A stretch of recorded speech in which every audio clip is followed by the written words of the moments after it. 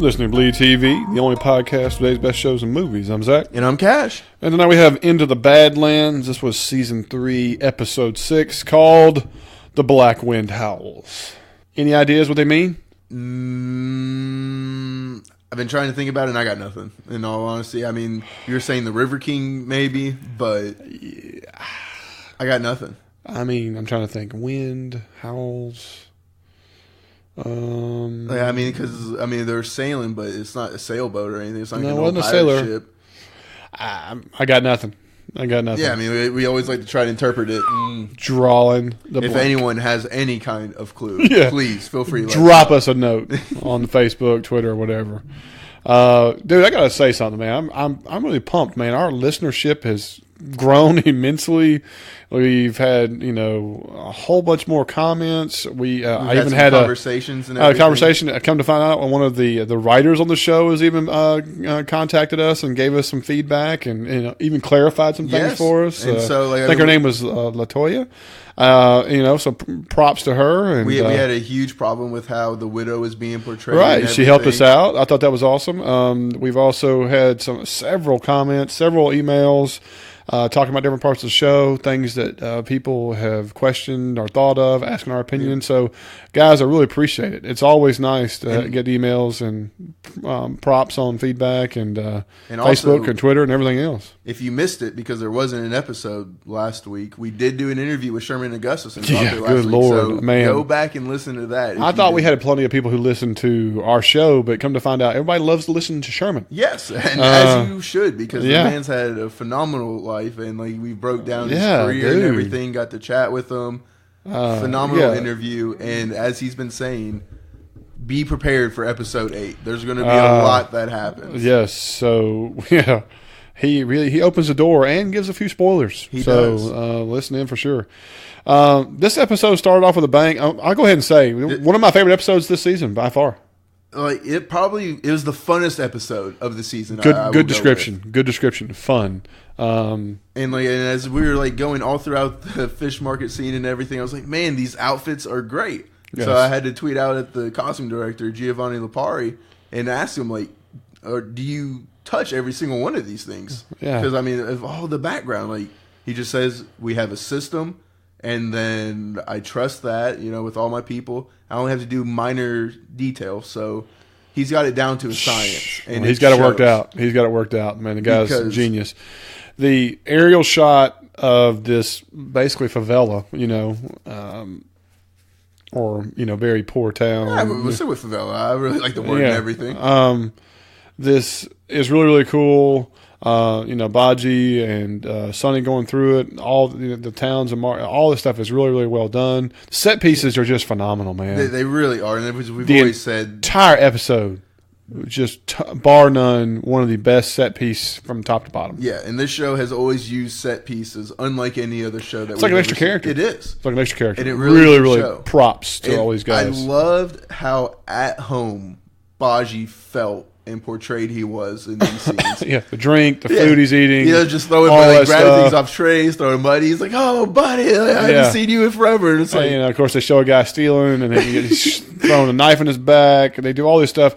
And then we see this really cool, what'd you call it? Russian roulette. Like Russian roulette, but instead it's like Russian roulette of the hand. Yeah, it was a combination of that knife stabbing game, where you spread your fingers and Russian roulette, and absolutely loved the fun spin that they put on. Yeah, kudos to whoever came up with this concept, and then kudos to the guy who came up with the production of this thing. Yes. And I'm not gonna lie to you. I want to know if there's actually a working unit or if it was just a CGI knife. I have to imagine it was one of those plastic knives or something. Yeah. As Sherman showed us, whenever you see a weapon, you see 4 different versions of it. So and some are real, some aren't, but they all weigh the same, which was something that freaking cool as all get out. But if you and me were playing this game, who do you think wins? Well, I think you're a loser. I mean, yeah. And the game, by the way, I would say. Or do you think either one of us is a winner? We're both just going to look at this. I'm just not dumb enough to put my hand down. Yeah, there's no way I think I'm going to ever be able to play this game. I would have to know what's in that bag before I'm putting my hand down. How much money's on the table? Because I will say my left hand is pretty useless. If that's the one on the table. Look, dude, I smashed my middle finger the other day. I mean, the nail's going to come off. It's crushed. I was speaking to the heavens when I was loud as I was mad. Speaking to whoever will take and so and how frustrating it is that you just so much as touch your finger to something and how it hurts. I can only imagine how your hand would feel if you've had it impaled. Bone and every time you move your fingers, you would feel that wound. This would suck. Yeah. It would have to be a lot of cash on that table. A lot of cash. In a little bag. Yeah. So, of course, the first one shows the blade, and Bajie is just staring this woman down with Hawkeye vision the entire time. I mean, Seagal vision. Don't forget that. Well, no, there was no like fumes or incense. He wasn't wearing the yellow glasses and saw crime in action. No. Yes, but I mean. There might have been some papers filed against Bajie for how hard he's looking at her. Easy. They're crimes, but so she hits the button again. The blade goes through big fella's hand. He's upset, and then he calls her a cheat. And like I went around and everything. I was like, "There's just no way you're cheating on this game." And like, I rewound it. Just even you talked about it today. I rewound this as like, was there? It's not like a card under your sleeve. I didn't see her like kick a button or do something special that made the knife go up to her hand. Yeah. She was drinking and making it look like she's just as nervous. I did love that they're taking shots in between, right? Because like you need something to calm those nerves and everything. Yeah. So again, the knife goes through his hand. He's upset. He basically says, you're going to pay for that. I'm going to kill, whatever like that. Mm-hmm. And Bajie decides to come in there to be, the knight in shining armor. And it kind of, he doesn't do so well. He just kind of attacks the guy. I think he's going to defuse the situation. No, just starts punching people. And I was like, best part of the scene is them fighting and watching Sonny taking drinks like, you got this. Well, not even that. He actively goes to the bar. Yeah. He's like, no. Like, and Bajie's like, nothing. Like 3-4 minutes later, I was chuckling pretty good. This made me happy. And then Sonny came in like the original Sonny, and it was very practical. Just like kicks two people running, and then does another kick to a person in the back. Here's my notes right here. Poor Henry in the backpack. Dude, I was thinking about Henry the entire time. I'm sorry. This kid should have been crying, fussing. Falling out of the... I'm just like... I know he said, sorry, Henry, before he starts doing this. But the moves he was making, the things that were going on, I was just like... In the back of my head. My wife was over there cringing like... I know there's not a baby in that backpack, but if there was, gosh damn it, I'd go over there and beat his ass. I was sitting there thinking the entire time, I was just like shaking infant syndrome or whatever. I was just like, man, this is real. The kid's not ill or anything. You're not going across the world for a cure or anything. No, he's fine. He's fine. But rule of cool. Yeah, rule of cool. A lot of this ended up painting off that way because the fight scenes in this fish market scene, dude, the only thing I remember and the only thing I care about is Bajie using different foods as weapons. Yeah. When he pulls the octopus, there's the octopus nunchucks, and he's just sitting there. I'm sorry, the Charlie Angel pose of him with it under the arm and the hand out. I was dying. Chuckling beyond belief. And then just like the old like giant fish is like staff almost, like blocking things. He had the one doing the windmill with this eel. I mean, it was.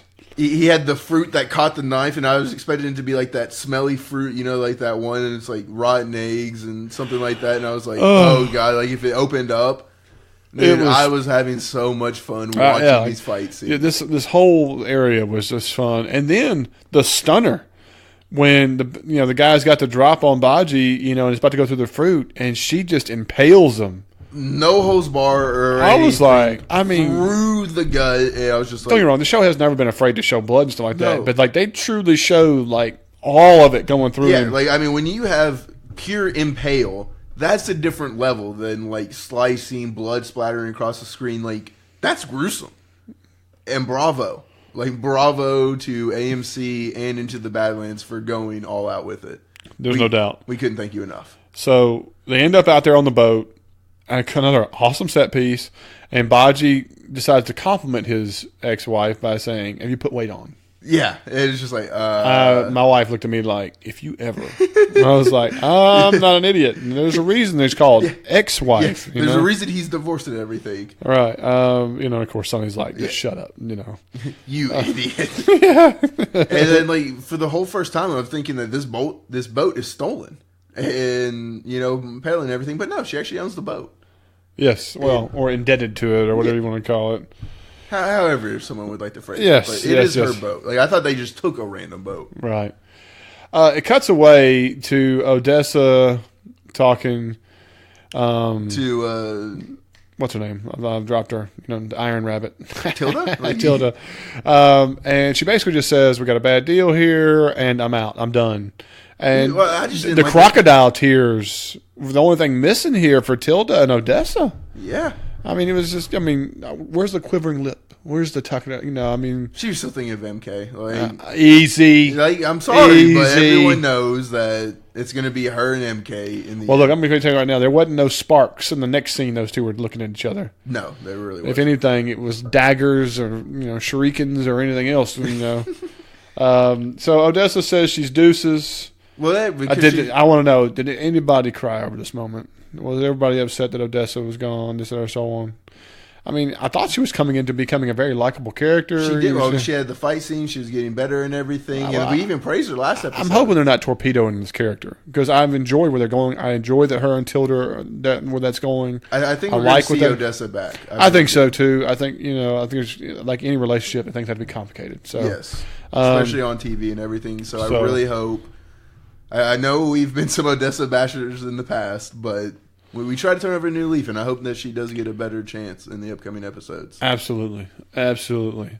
There is a scene where Pilgrim is having a speech to about 30 people. And, it ends up with him with a pickaxe in his hand and handing it over to people. Man. Not my favorite speech by this actor in Pilgrim. It just like... You know what hurt it most? Is that like a third of them were like, yay, and the other one's like, and then he hands a pickaxe to one. I'm not saying it was wrong or what he was saying like that. I think it was more about how it just felt visually. Well, it was delivery and everything, like you said, visually, and it's still coming back from, I think it was 2 episodes ago where we were talking about how are you leaving a poppy field and coming to do this kind of manual Well, here's labor? the thing. Who feels excited and empowered to applaud and, hooray, hooray, to grab a pickaxe? Nobody.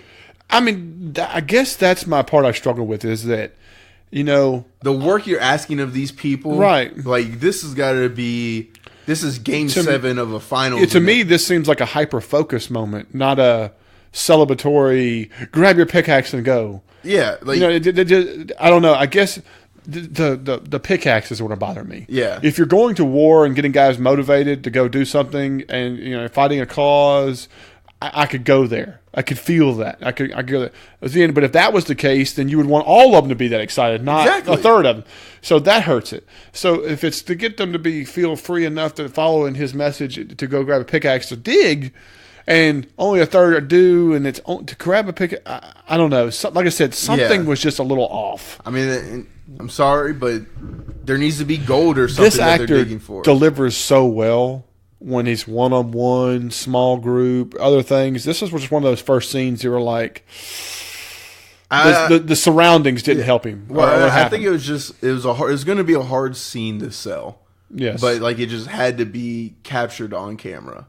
And so it was just one of those things that was like, let's just get it done with and see if we can recover from it later in the episode and stuff. Here's another thing, too, is that, all right, the next scene, we see the regent from Chow talking to Pilgrim, and he apologizes for Castor getting captured, and I fought beside him and so on.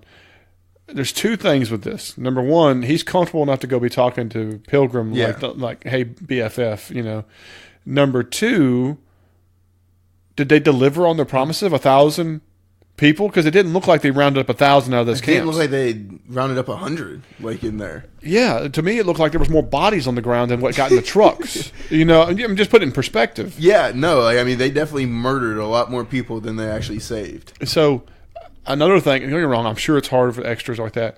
If you have 1,000 refugees, and why is he having a speech with 35 of them? Maybe they just haven't been delivered yet and everything. You're just trying to get the ball rolling. You see the continuity. You know, I'm hoping there's more to it as the next episodes go on. Or because this is small details. Yeah, and maybe it's just like they're more spread out. We don't realize how this is a small section of it. You know, like I said, I'm full with all that. I was just saying those are little things that the little tidbits that. Yeah, so hopefully, like we see it later on and be like, oh, okay, it just didn't pan off right in the first time. Right. So we see Pilgrim get really pissed off at Crescenda, I think's her name. Crescenda, yeah. I forbid this, you deceive me, and he threatens her. Yeah, and you deceive me again, and you're going to get it. And I mean, like I said, they've really painted her to be the true villain of the show so far and everything, and this was something that amplified it. And she had 2 different color eyes. You notice that? I did not.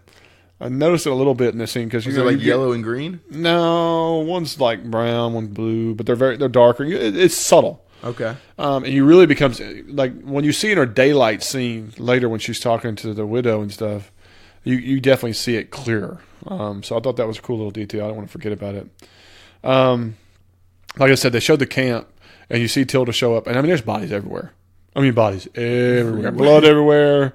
She talks to the healer, and she's like, "I don't need hollow promises. We need real protection." Blah blah blah. Yeah, well, and she even questions her. She's like, "Are you here to kill me or what?" She's like, "What? No." Did you notice that they had floodlights on in the background and it was daylight? Mm-hmm. My wife was with me there, and I was sitting there, and I was like, "What? Why are the lights on?" It's like, what? So my wife looked at me and goes, well, maybe they were using them overnight and just hadn't turned them off. And then she looks at me and goes, your big ass doesn't turn the lights off in the morning when you leave them on all night. And I was like, touche. But great what? Scene. Let's move on. It's like, maybe they just wanted more emphasis right there. Had to get something right, but it was pretty bothersome. Yeah. And I can't fathom why you need it when you have all of that natural light coming through. Yeah. But hey, sometimes you don't turn the lights off.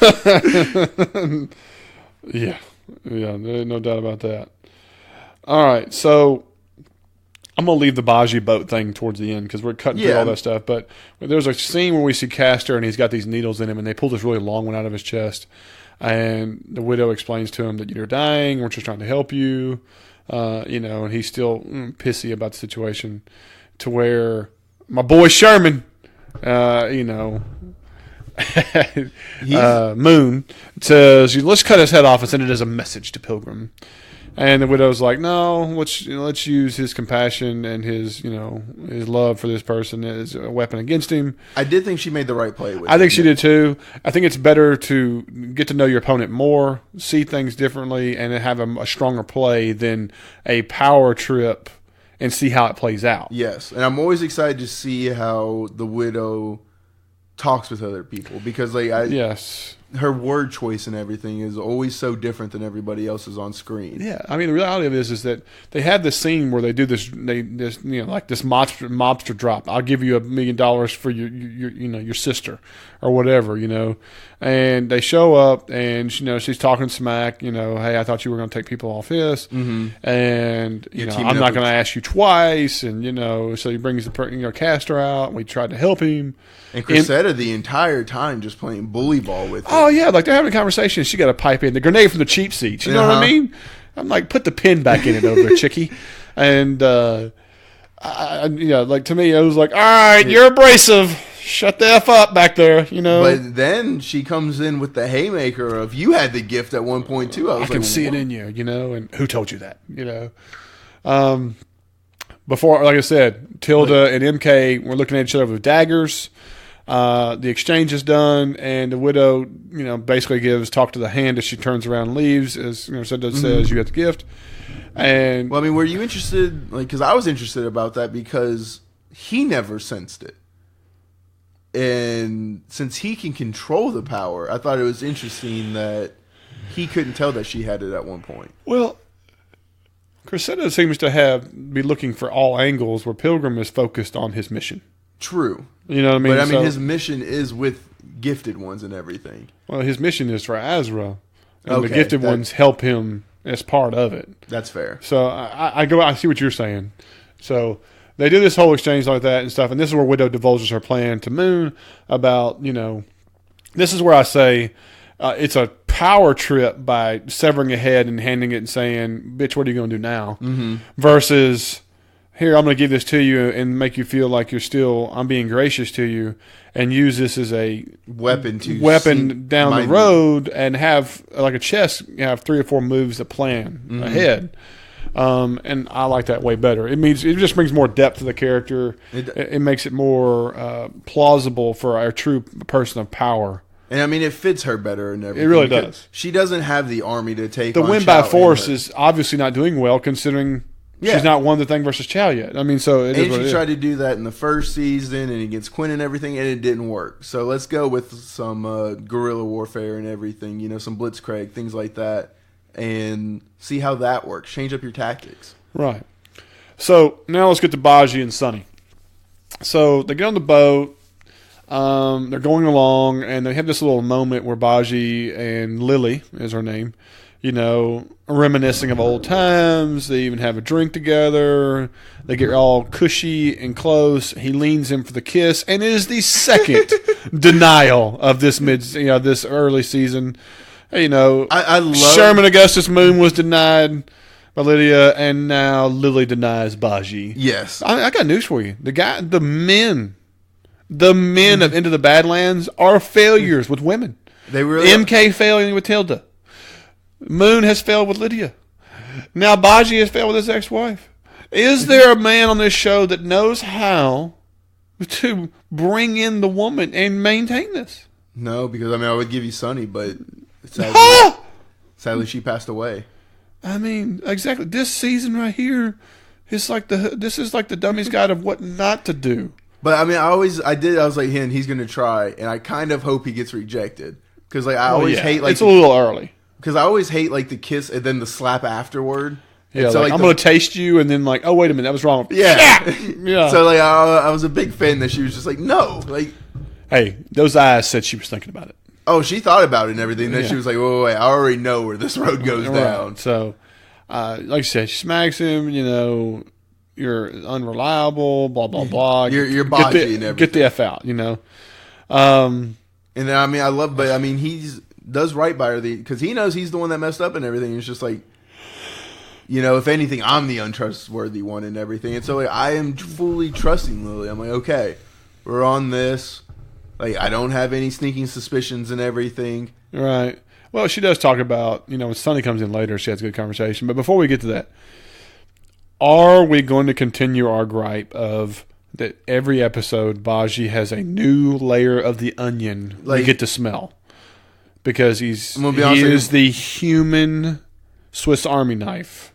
This would have been him having an ex-wife would have been such a great story if this was the second or third thing, that it was a coincidence or something, or that he was the plot extender of it.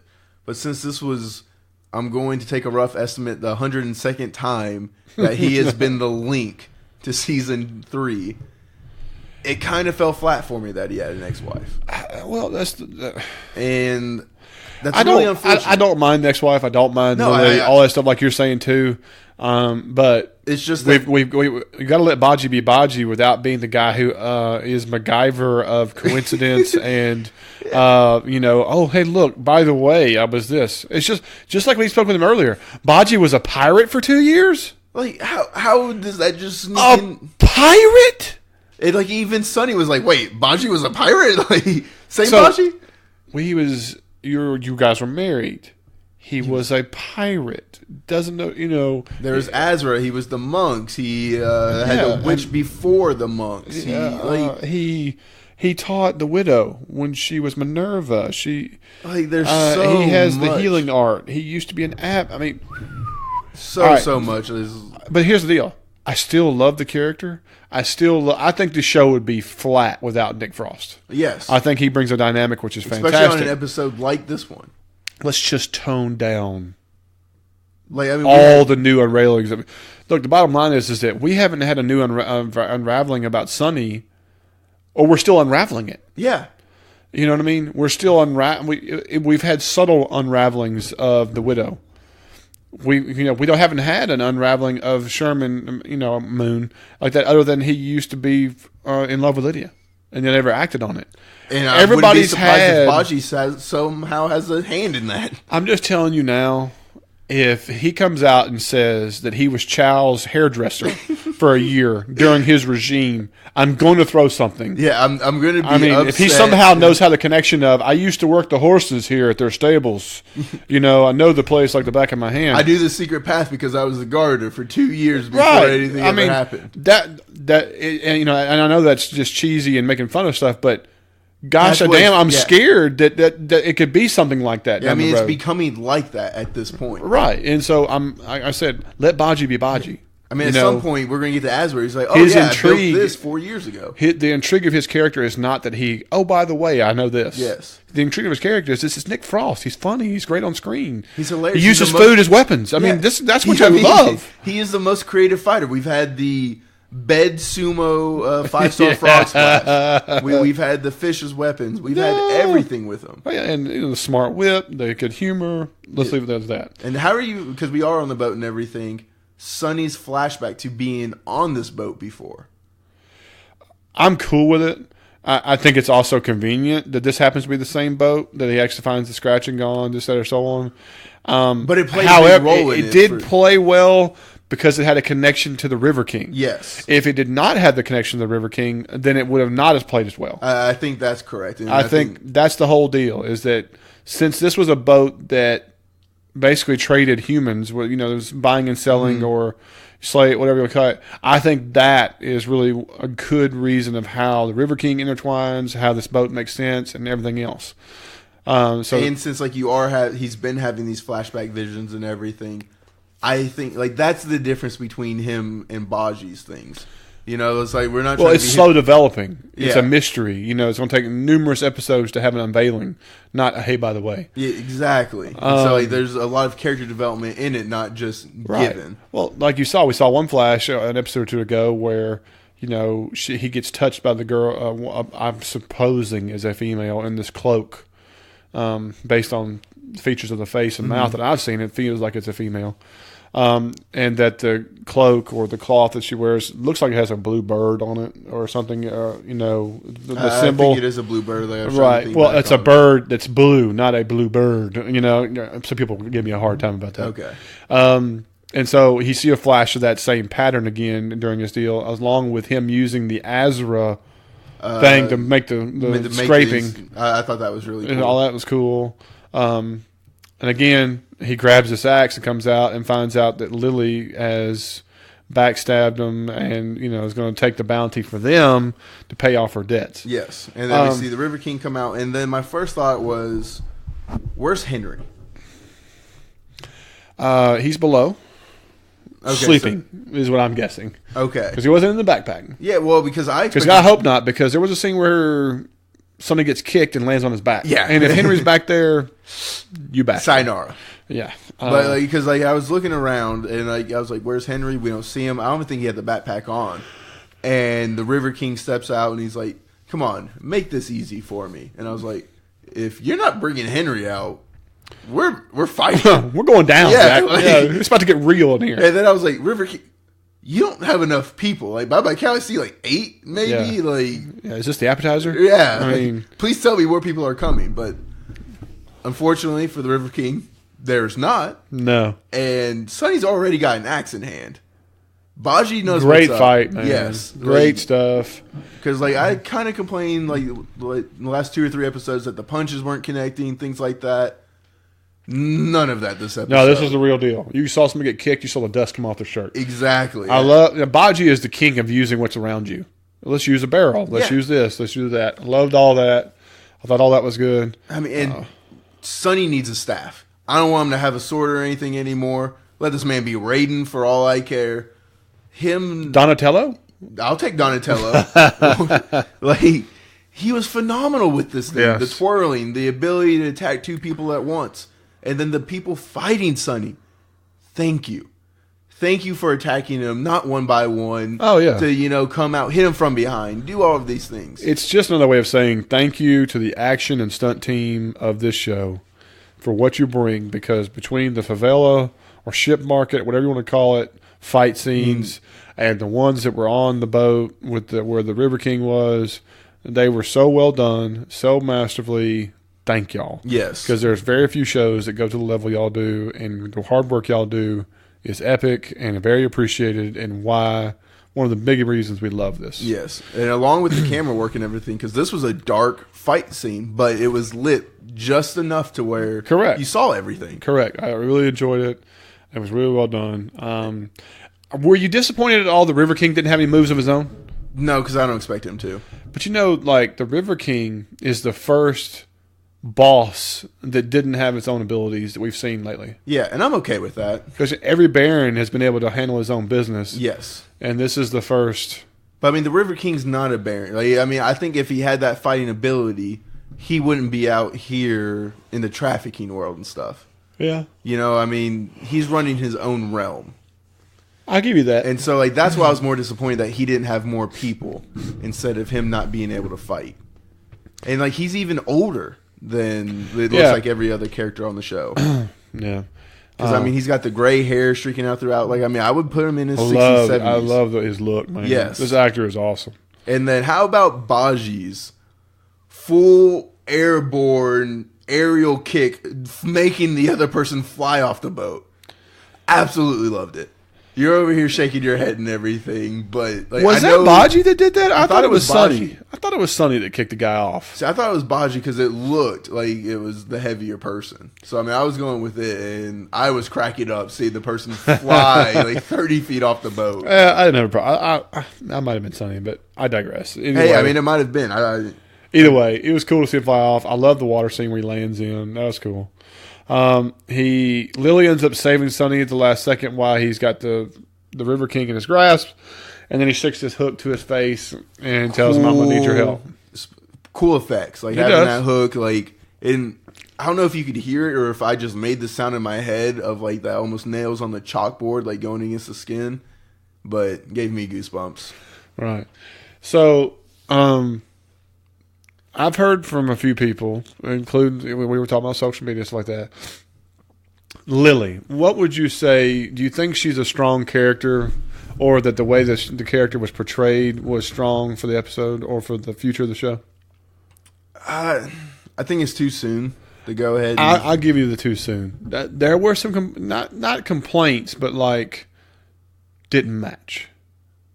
Yeah, I can see that, but she wasn't given, she was given a lot of screen time, but she wasn't necessarily given a lot of material to work with. Right. Well, they had to progress it pretty quickly, which was fine.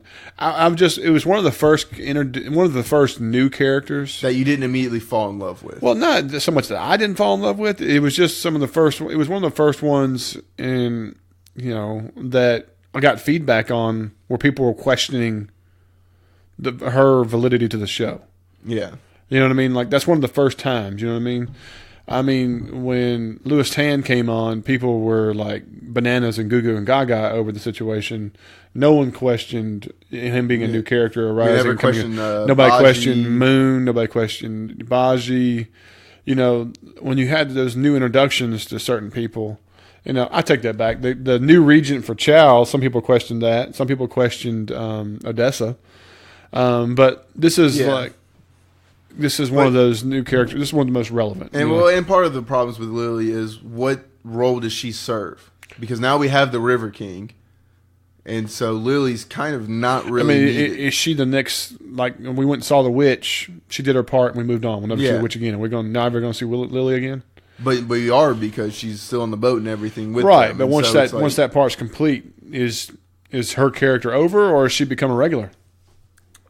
I don't see her becoming a regular to me. Neither do I. I don't see what role she fits unless they want to somehow make them romantic again or something like that. But I don't see the purpose of that.